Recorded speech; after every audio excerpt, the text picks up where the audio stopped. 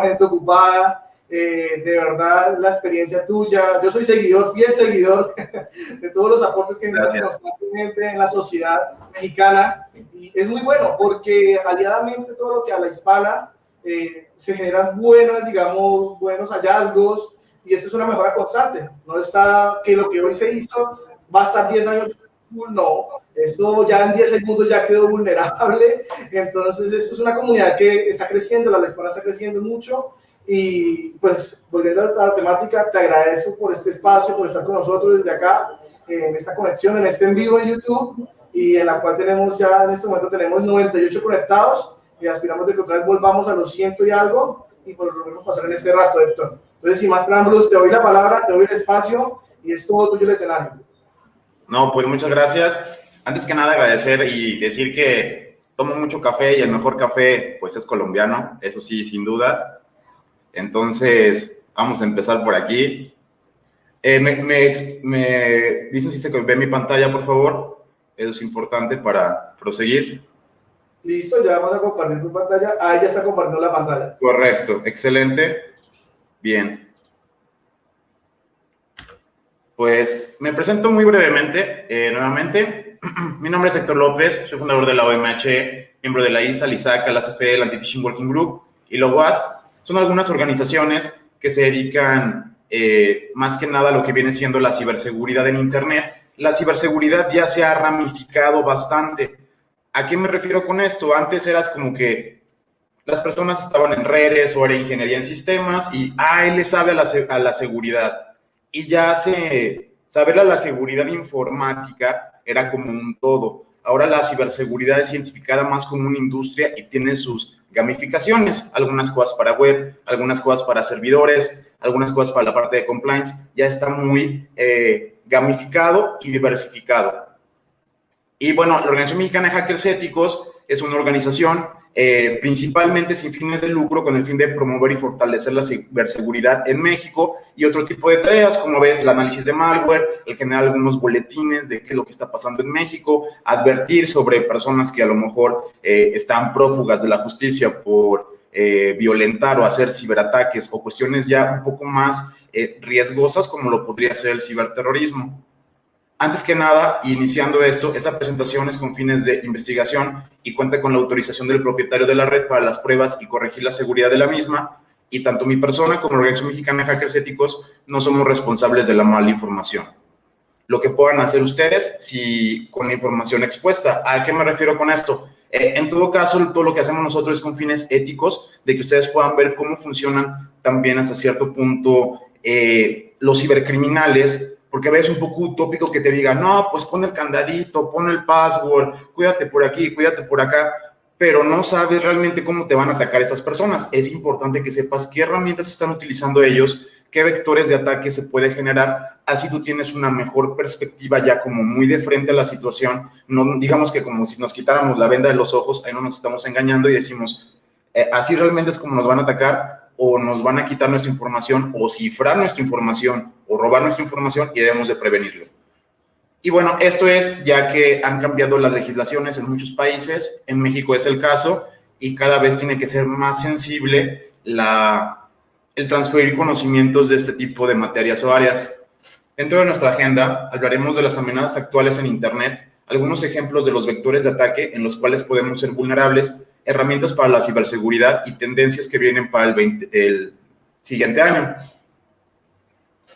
Bueno, quiero empezar con algo muy cómico, pero quiero hablar de que las personas en Internet pues mienten. Realmente tú puedes estar en una computadora, puede ser a veces de un grupo hacktivista, ustedes ya se imaginarán cuál, o te puedes sentir un superhéroe, ser una persona mal encarada, o ser simplemente un bot o una pieza de inteligencia artificial en algún lenguaje de programación que el único propósito es inflar una campaña política o inflar los followers de un artista famoso. Créanme lo que ya el Internet está plagado de esta situación de queremos tanta como fama virtual, o le podríamos decir así como este tipo de likes o este tipo de incentivos digitales se ha vuelto a veces más querido que hasta la propia moneda. Es importante mencionarlo y dirán, bueno, ¿esto cómo funciona? Les pongo un ejemplo, ¿no? Ustedes seguirán algún influencer en Instagram y esas personas a veces ganan dinero por sacar esas marcas.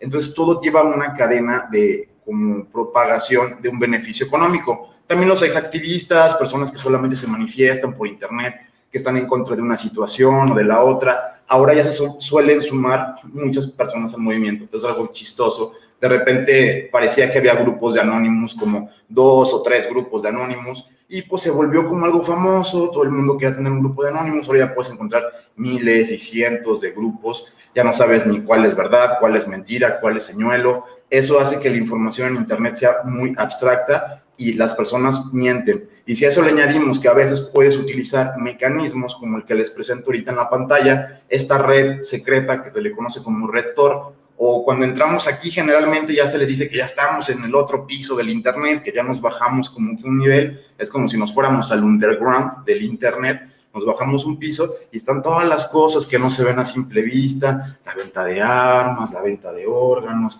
Pareciera que esos mercados no existen, pero pues simplemente digamos que al igual que en la calle, o sea, digamos que tú vas por un barrio, a lo mejor ese barrio se vuelve más peligroso y otro más peligroso, hasta que llegas a los lugares donde venden las cosas.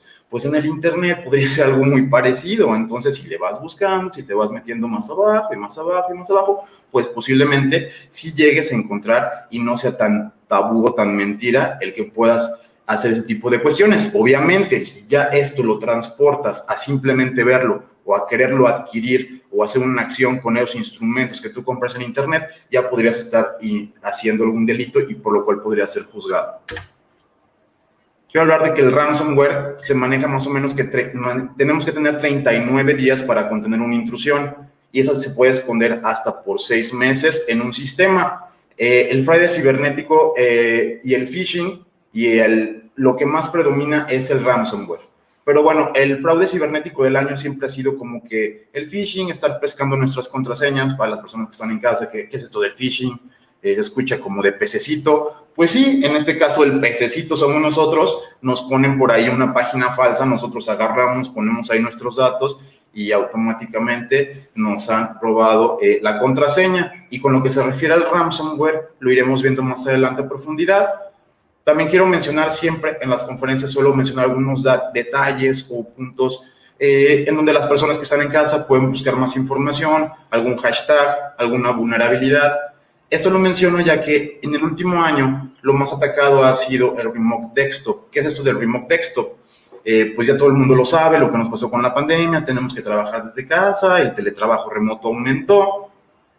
Por lo tanto, cuando nos conectamos a una computadora por medio de escritorio remoto, utilizamos este protocolo y este protocolo tiene una vulnerabilidad que fue utilizada o asignada hasta este nombre técnico de BlueKeep, en donde estas personas usaban este bug y automáticamente ya tenían otra computadora, podían moverle el mouse, podían mandar cosas a la papelera, podían hacer su reciclaje y ser una persona ahí buena con el medio ambiente en la computadora. O sea, digamos que pueden hacer una serie de desastres y tener el control total, entrar al registro de Windows, borrar cosas, y la mayoría de las personas suelen dejar como accesos administrador muy básicos, más sin embargo, cuando ya existe una vulnerabilidad de este nivel, ya ni siquiera importa tanto de tu robustez, de tu seguridad perimetral, ya no importa si tienes firewalls o demás, simplemente es muy posible que si alguien explota esta vulnerabilidad, tú puedas llegar a caer. Bien, ahora ya pues el internet pues lo tienen todos, ¿no? No solamente lo tenemos en un país, el internet es algo globalizado, algunos países con más restricciones que otros, pero más sin embargo lo que predomina es esto. O sea, sí, la mayoría de los equipos o los lugares que tienden a la cuestión bélica o a la cuestión del espionaje, pues la informática se está volviendo el número 1, están invirtiendo mucho en equipo que tiene que ver con el surveillance y también tiene que ver con la respuesta hacia algún incidente informático. Es decir, estamos cuidando nuestras infraestructuras vitales, no importa el país que seamos. Y a esto también le vemos la contraparte, ¿no? También de repente puedes tener personas buenas o la Interpol, así como policías que están en todo el mundo, pero también puedes tener ladrones o bandidos o ese tipo de activistas que están en todo el mundo. Y eso hace que un día tú te levantes, veas tu computadora o veas tu página web y resulta que tienes un ataque de un sirio o tienes un ataque de una persona que está en África o una persona que puede estar en otro continente, en otro país, en otra ciudad, con un estilo de vida completamente diferente. Eso no importa para que te llegue ese paquete malicioso que ya llegó a tu computadora y ya te fastidió el servidor. Ataques más avanzados, o qué es lo que ya estamos viendo con respecto a la tendencia de cómo ha evolucionado esta curva del cibercrimen. Antes era como que cada quien mandaba el spam, todo, entre más había el ciberdelincuente, pues más dinero podría quizá llegar a obtener, pero no era como que lo tuviera siempre encima de ti o que te estuviera afectando. Ahora ya se ve que buscan organizaciones, que buscan como nombres muy específicos, quizá empresas de la Fortune 500 o cuestiones en donde ellos crean que pueden obtener bastante dinero y sobre todo estar, como se llama el fenómeno murciélago, en el que tienes que estar como comiendo constantemente o succionando a la víctima. Eso suele ser algo más de la actualidad. Son herramientas que están más creadas en backdoors, en monitorear los sistemas, ver cómo se comportan para luego atacarlos de una manera más efectiva. Y bueno, les quiero ver desde el punto de vista de cómo lo vería un hacker o un cibercriminal. Recuerden que hackers hay de sombrero blanco o de sombrero negro. Los de sombrero blanco son las personas que hacen pruebas con fin de reportar los errores y cuestiones éticas. Y los de sombrero negro o black hats son personas que suelen beneficiarse directamente de hacer este código generalmente malicioso. Y un black hat sí puede ir a prisión. Aquí les quiero mostrar, por ejemplo, este es una pantalla de cómo puede funcionar este tipo de ransomware. Ustedes creen que estas personas es como, ay, puro código, puras ventanas. Tienes que ser un habilidoso de este mundo para poder tener tu botnet o para poder tener tu número de máquinas o yo hacer mi propio ransomware. Pero no, está habiendo tanto dinero y está funcionando de una manera tan efectiva que ya están rentando.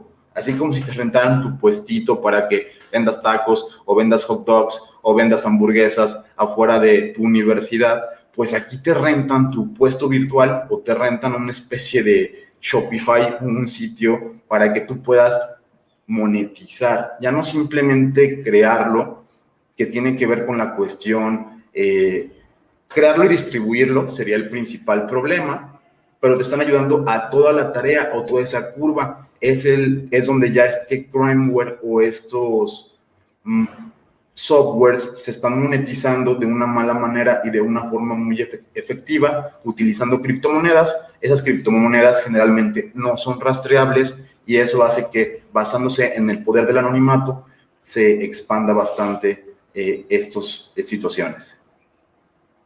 Bien, cuando ya te encriptan, pues ves algo muy parecido como esto. Así como, tus archivos han sido encriptados, una ventana roja, generalmente te va a decir así de, esa es la dirección de Bitcoin, aquí donde tienes que pagar, por favor no lo hagan, eso es algo totalmente inútil. Generalmente estas personas a veces no te van a regresar nada o no tienen una cuestión que funcione como con la ética, y aparte es incentivar a los cibercriminales. De esta manera ellos siguen creando nuevas variantes, nuevos ransomwares, y se va expandiendo cada vez más esta tendencia. De por sí ya es una alza a un 400 o 500% con respecto al año pasado, pero podría llegar a ser más grave. Pero me gusta darles algunas soluciones. Aquí les muestro algunas herramientas que pueden llegar a utilizar en casa. Si alguno de ustedes es víctima de este tipo de problemas, no vayan a correr a querer comprar grandes cosas. Sí, busquen un software. Quise poner algunas distintas marcas para que no se vea como que una u otra o tiene preferencias. Quiero más que nada brindarles soluciones. Depende de la que usted quiera comprar o cuál se asemeja a su sistema de archivos que quieran recuperar, etcétera. Pero esto es lo que deberían de hacer en caso de que su máquina sea dañada. Correr a recuperar sus datos, más no incentivar pagando por estas llaves, que créanmelo, está muy bien hecho ya el ransomware en la actualidad, y estas llaves ni siquiera están en tu computadora, están del lado del servidor, por lo cual tú nunca los podrás recuperar.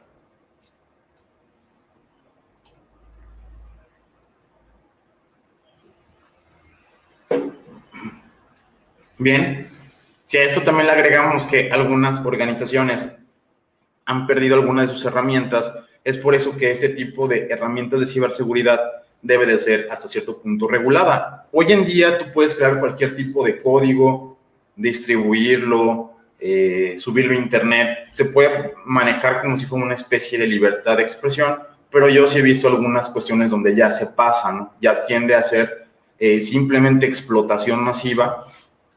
Nosotros le llamamos así como armamentar o agarrar un código, un exploit y llevarlo a otro nivel. Algunas personas le llaman como weaponize de un exploit en el coloquial del hacking. Y si nosotros encontráramos algunos códigos hechos por una agencia que se dedica específicamente al espionaje, obviamente el rango de efectividad, ya ahorrándonos esa capacidad intelectual que no podemos tener como individuales, estamos reciclando códigos muy poderosos para otro tipo de propósitos.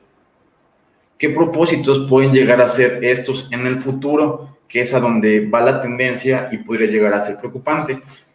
¿En dónde interactuamos nosotros con las máquinas? Quiero que seamos un poco realistas en casa. Quise poner aquí algunas de las marcas y no es que se trate de que volteen a ver y, no, pues puso muchas marcas, seguramente sí le sabe, ¿no? No se trata de eso, es que todos estamos regidos por una gran cantidad de electrónicos. Al final, si les hablo del mundo del entretenimiento, me mencionarán, no, pues yo tengo un iPhone, yo tengo un Android, yo tengo una Google Home, yo tengo una Alexa, cada quien tiene los dispositivos que necesite, pero estos son vulnerables. En las industrias usamos los PLCs o Programming Logic Controller, que es un programador lógico o un controlador lógico programable. A esto se le conoce como una pequeña interfase en donde ya ponemos, digamos que podemos poner como switches para que se vea en casa como de una forma muy sencilla. Puede ser algo que diga apagado, encendido, un 1 o un 0, pero ya lo estamos controlando de una manera lógica. Puede servir para abrir o cerrar una puerta. Esta puerta puede volverse más grande y ser la puerta de una presa, entonces puede servir para abrir y cerrar las puertas de una presa, para bajar y prender la luz. Para cualquier tipo de situación que nosotros necesitemos, esto puede llegar a funcionar y los hackers también pueden llegar a usurpar esos pequeños códigos que viajan entre las máquinas con el fin de darle una instrucción que no debería de ser.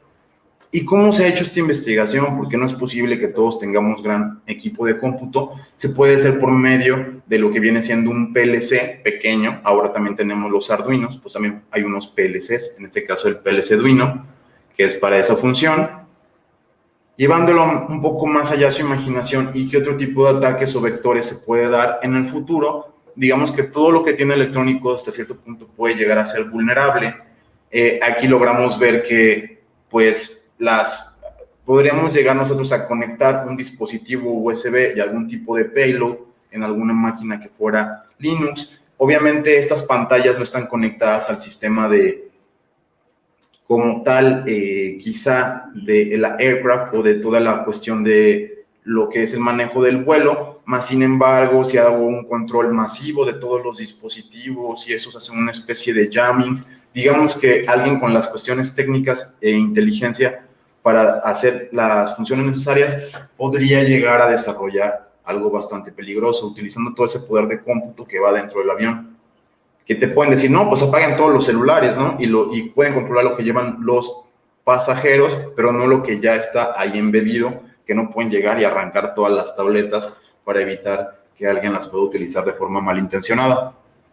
Los carros, ahora es bien emocionante, ¿no? Que un carro Tesla, no, pues se maneja solo, mira qué maravilla, yo quiero uno y demás. Esto suele ser algo que todas las personas vamos hacia el mundo de lo automatizado, pero ¿qué pasa si alguien conoce esos códigos o los puede inyectar por wireless o por Bluetooth o alguna vulnerabilidad para hackear tus frenos, hackear el sistema interno, hackear las luces, hackear las bolsas? Imagínense que las bolsas de aire salieran de una manera así automática, incluso, o sea, que detectara de forma fraudulenta el software que ha recibido un choque cuando no lo ha hecho por medio de un código hexadecimal en la computadora del carro y se activan las bolsas de aire, ¿no? Tú vas manejando, pues eso puede resultar en un choque fatal, o sea, ya llevémoslo hasta donde lo queramos. les quise poner este dispositivo azul que se ve ahí en la pantalla, que es algo que ustedes pueden llegar a comprar en casa para meterse más a esto del hackeo con los coches. Es una interfaz en donde puedes pasar las señales del carro a tu computador. Otro tipo de dispositivos que se pueden llegar a utilizar, si se fijan, caben en la palma de una mano. Pasando a otros aspectos también, algo pues críticos, podría ser que WannaCry afectó a 40 hospitales en Reino Unido, bloqueando los registros médicos de los pacientes. Luego de esto, no ha sido el único hospital que ha recibido ataques de ransomware. También en Estados Unidos hubo varios ataques de ransomware, lamentablemente, y ya uno ya cobró la primera vida, por lo cual ya esto, desde que pasó ese anuncio que les mencioné de WannaCry, esto se lo menciono, ya que la mayoría de los que están en casa podrán entender así de, WannaCry, sí. La mayoría de la gente en la industria tuvo problemas con este tipo de worms. Pues sí, y ya el ransomware es una cuestión más evolucionada. Y ahora, ¿qué es lo que pasa? Pues imagínense que tienen que trasladar pacientes y demás, o hacer cuestiones con los mismos para recibirlos, para darlos de alta, todo este proceso. Y un día, pues ya no tienes ni pacientes ni nada en la base de datos. Buscas en la computadora de que no, pues ya se va la señora Juanita a su casa, a ver, vamos a darla de alta, y la buscas y resulta que pues no hay nadie, no puedes saber su estado y demás. Se puede llegar a volver algo complicado. Se están ofreciendo planes para incentivar a este sector del healthcare o de la industria de la salud a que se proteja de este tipo de situaciones de ciberataques. En la vida real, ¿cómo nos podría llegar a pasar? De una forma, aquí siempre hay que ver la vida con algo de optimismo y un poco, ya sé que no es cómico que te dé un infarto, pero vamos a manejar que esa es una forma en la que te puede pasar un game over en la vida, o que te pueden llegar a hackear tu corazón, en donde pues básicamente un atacante desde lejos puede disponer de cómo funciona esta frecuencia, o cómo poder llegar a alterar estos dispositivos, y el resultado pues no sería una denegación de servicio a un sitio como tal. Pues el sitio se cae, la página web no está disponible, se vuelve a levantar, no pasó nada, pero pues a veces un ser humano, que ya depende de la tecnología y más en el futuro, no sería el mismo resultado.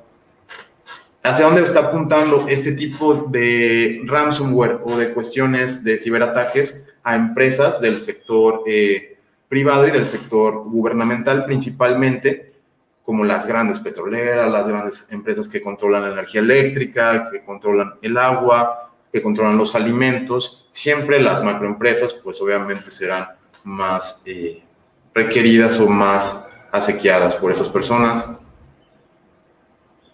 ¿Qué puede llegar a pasar? Pues que los sistemas de votaciones en un futuro lleguen a dejar de ser confiables. Hay que tener mucho cuidado con esto. Para verlo en casa de una manera más sencilla, pues digamos que detectamos nosotros como personas en internet, se llaman estas IPs. Ustedes no son como que, no se manejan por su nombre, no buscamos en una gran base de datos los nombres, sino que estos pequeños numeritos pues agarramos, sabemos que cada uno de estos numeritos representa una computadora, vemos sus vulnerabilidades, podemos mandar paquetes, incluso que estas IPs puedan llegar a caer. En este caso, cuando están haciendo la cuestión para la infección, sí requiere un poco más de la interacción de la persona, no es algo tan automático. Eso ya requiere de una técnica que se llama ingeniería social, que consiste en engañar a la persona, pero funciona de una manera muy similar. Una cosa que también vemos a la alza es que estos cryptominers, o estas como virus o worms que se pueden instalar en nuestra máquina para empezar a minar criptomonedas o Bitcoin para otras personas, ya está también en ascenso. Se puede hacer por medio de una simple inyección de un JavaScript que monten en alguna página o un sitio falso, nos hackea nuestro browser, nuestro Chrome, Firefox, no importa cuál estemos utilizando, y de esta manera empezamos a minar criptomoneda para los cibercriminales. Esto lo quiero mencionar de una manera rápida, de un modo que está sucediendo en la actualidad acá en mi país, de cómo están haciendo también esta usurpación ya electrónica para hackear cosas físicas. Cuando se trata de hay que agarrar más gasolina de la que no debemos, pues las personas suelen hacer hasta dispositivos ya electrónicos. O sea, ya se están metiendo las cuestiones de fraude en ingeniería con el fin de poder falsear estos datos y manipular a su antojo. Algo más delicado que podría llegar a pasar en el futuro, y es a lo cual la ciberseguridad tendría que estar enfocada con el fin de proteger grandes daños o grandes cosas como lo viene siendo el ciberterrorismo, que sí nos podría llegar a afectar a todos. Son herramientas que podrían llegar a estar dirigidas a afectar la energía eléctrica de un país, a afectar cuestiones del sector salud. Todo esto que podría llegar a jugar o con la vida de las personas debería de tener un nivel crítico para buscarlo de una manera más proactiva y no solamente tener herramientas de defensa o firewalls que nos estén protegiendo contra estas amenazas. Algo difícil cuando ya tenemos un ciberataque, pues es la recuperación. ¿Por qué? Porque pues, cualquier recuperación pues, es dolorosa, es costosa por parte también de las empresas. No, pues que ya hackearon a Facebook, ¿no? Con Cambridge Analytica para las elecciones y demás de Estados Unidos.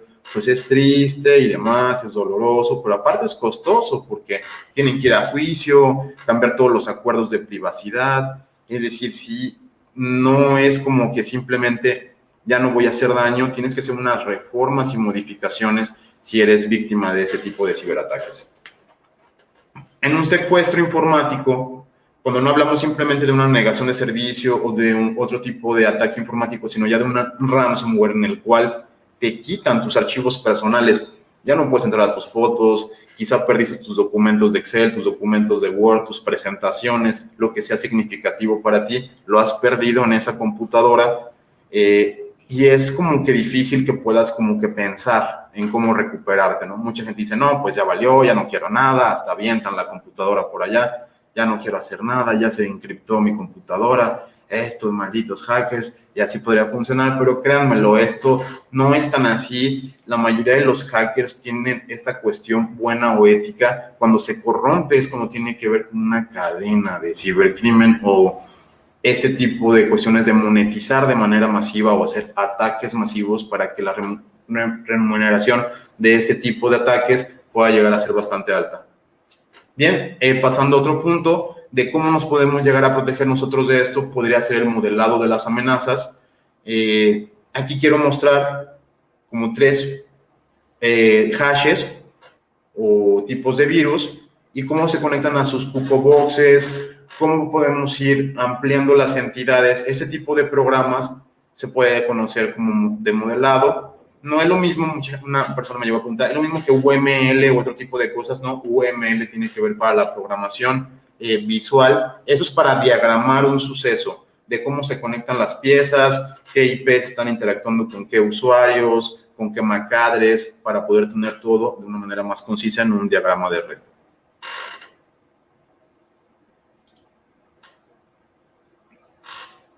Ok, el modelado también puede ser de amenazas OSINT o Open Source Intelligence, que es este tipo de porciones de fragmentos que dejamos en Internet, como los tweets, como cuando subimos una foto a Facebook o Instagram.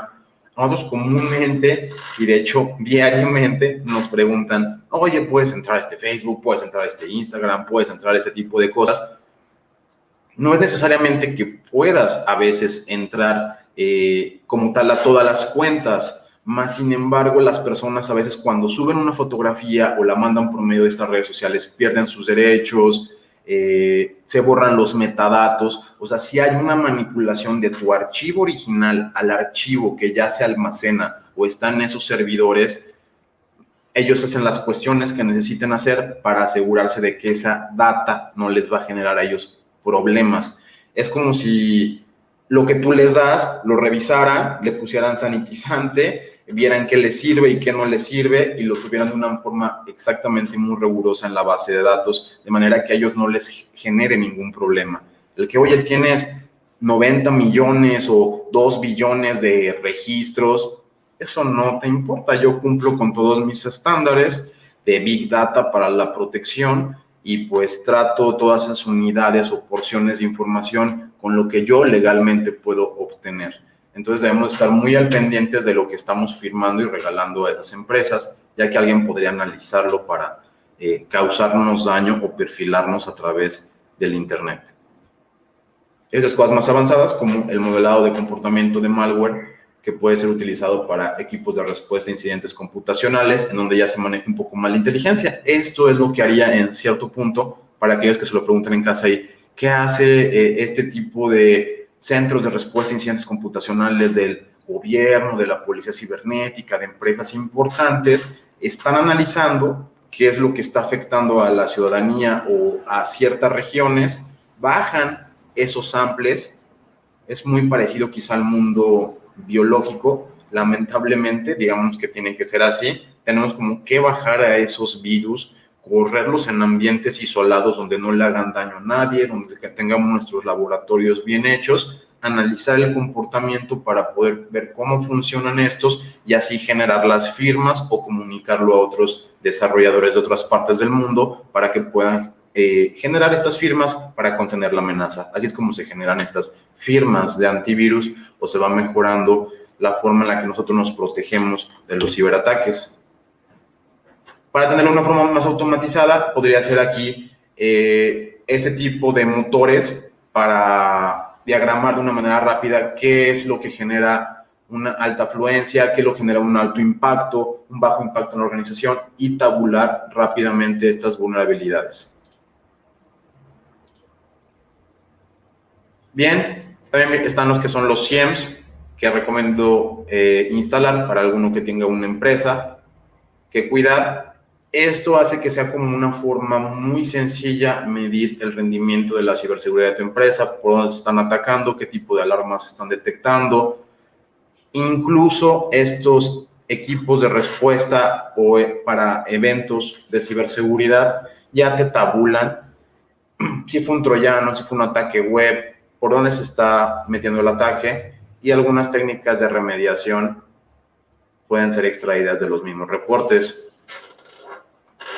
¿Cómo lo hacemos para testear este ransomware? Como lo dije, somos laboratorios, tenemos ambientes isolados y también utilizamos diferentes rootkits, técnicas de comando y control para nosotros administrar remotamente estos malwares.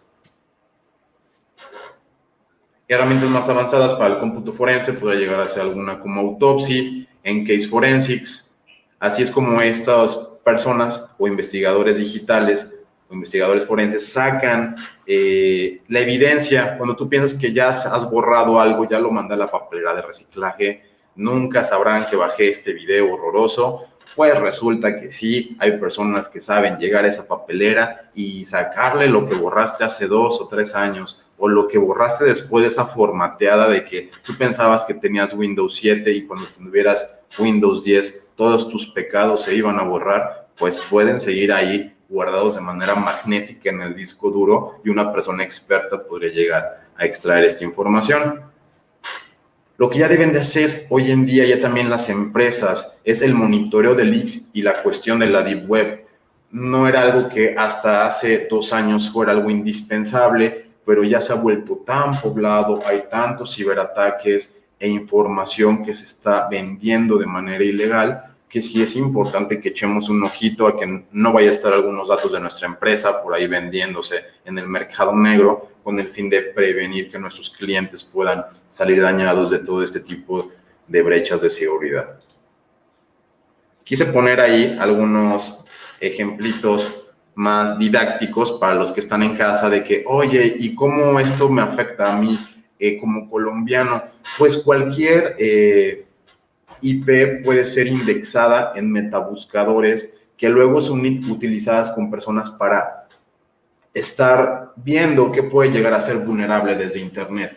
Algunas personas dicen, no se utiliza con estos fines, pero sí, o sea, son herramientas que con fines éticos pueden servir para parchar tus servidores, detectar tendencias de malware o por dónde podrían llegar a ser las afectaciones de ciberseguridad o este famoso threat hunting, pero desde el punto de vista de un cibercriminal puedes saber y decir, eso está en esta ubicación, tiene estos puertos abiertos, puedo utilizar esos exploits, puedo atacar en este caso aquí el puerto 3389 y meterme por el escritorio remoto para entrar a una computadora y manipularla yo desde México y atacarla hasta Colombia. Sí es posible llegar a desarrollar estas técnicas para estos personajes. ¿Qué más? Detectar como tal vulnerabilidades, en este caso el CVE, que son los Common Vulnerabilities and Exposures, y te dicen si algún protocolo es vulnerable, por dónde puedes llegar a violentar la información. En dado caso también, y algo aquí lo muestro en pantalla, es que hasta los recursos compartidos o cómo se llaman algunas carpetas del servidor las puedes llegar a extraer por medio del internet. Podrías también saber algunos subdominios de cierta institución con el fin de saber dónde tienen inversiones, dónde tienen otro tipo de sedes, qué otro tipo de IPs podrían derivarse de lo mismo. Entonces ya el atacante no solamente tiene una IP, que es como un numerito que les mostré anteriormente, ya tiene varios numeritos, tiene varios lugares a donde puede ir escalando o buscando vulnerar la infraestructura. Nuestro correo electrónico, lamentablemente, también es un vector de ataque importante. No hay que dejarlo de tener en cuenta para siempre tener passwords bastante robustos, no compartir estos passwords. Y de igual manera, esto de los doble factor de autenticación ya es algo muy utilizado y que yo recomiendo en la actualidad. Tendencias para el futuro es que el Internet de las cosas cada vez es más económico, y pues esto lo hace también vulnerable. El ransomware as a service o este ransomware como servicio, la ventanita que les mostré donde simplemente tú dices, quiero mandar este virus a 1000 personas y quiero que me deje tanto dinero, voy a cobrar y que se cobre automático y me lo mande a mi PayPal. No funciona así, esto funciona por medio de Bitcoin, pero sí es como si fuera un servicio, parece que tú ya estás pagando y hasta te dan soporte técnico para tus herramientas de hackeo. El arsenal de herramientas para vulnerar está en ascenso, y para la parte de la oportunidad de nosotros como expertos en ciberseguridad es utilizar la inteligencia artificial para la detección y la prevención de las amenazas, y el futuro es crear, o sería bueno, ustedes allá échenle ganas en Colombia, de crear un antivirus con inteligencia artificial. Créanmelo, se lo ha visto muy poco, hay quizá uno en la actualidad en Estados Unidos, entonces el mercado está totalmente virgen y alguien podría crear este nuevo tipo de herramientas de adopción masiva que mejoren la ciberseguridad de todos. Algunas instituciones en las cuales pueden acercarse para más información y bajar quizá manuales, como lo es el OSS-TMM del ICECOM. Y recuerden, no se porten mal porque en la prisión no hay Wi-Fi. Les dejo mi correo para cualquier cosa. Siempre estoy atento a escuchar cualquier comentario, cualquier pregunta. Mientras no sea hackear a su exnovia por Facebook, estamos a la orden. Muchísimas gracias. Quedo al pendiente para alguna pregunta.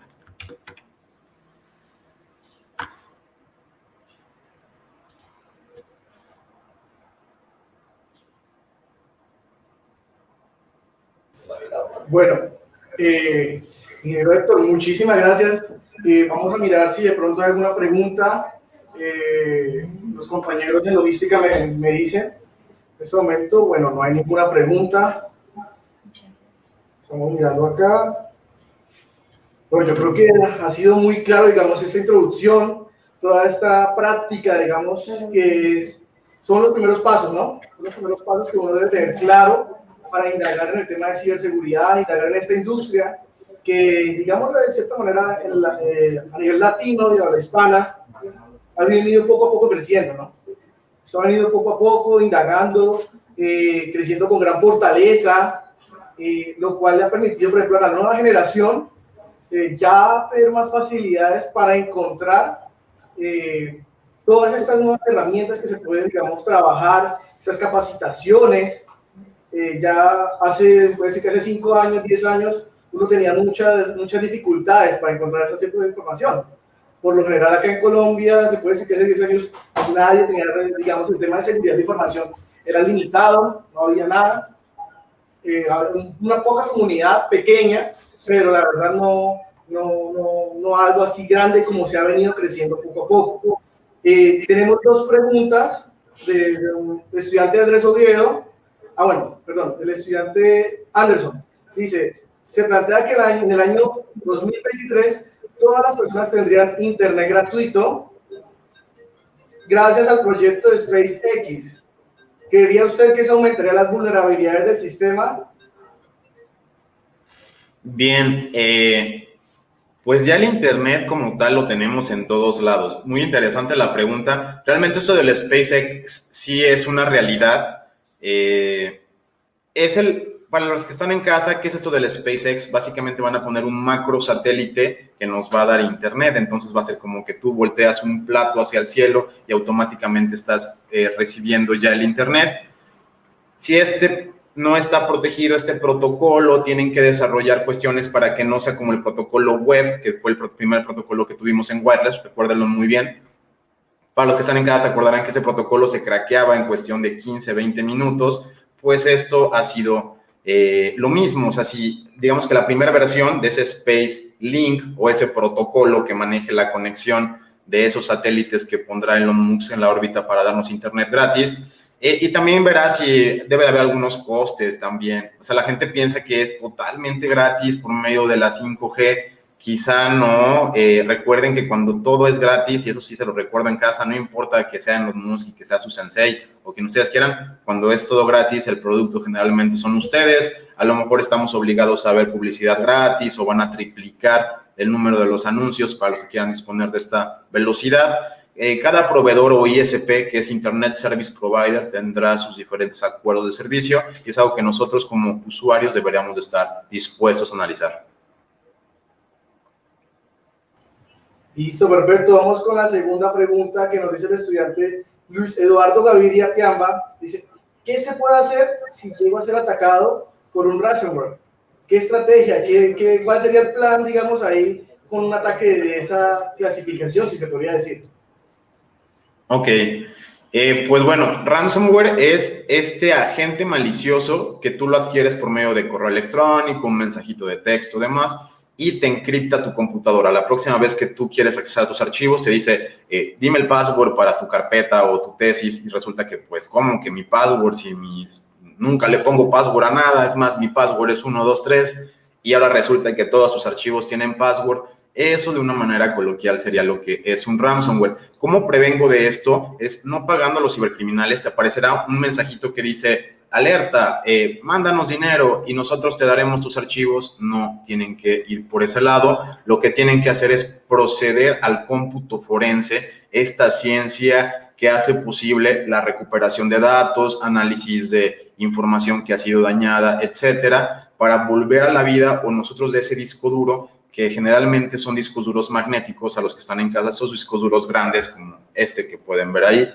esos discos duros grandes, y también están los discos duros de estado sólido, pero en esto se almacena la información por mucho tiempo, incluso cuando la borra se puede recuperar. Entonces es no entrar en pánico, no pagar a los cibercriminales y utilizar técnicas para la recuperación de datos con el fin de llevar tu información de regreso.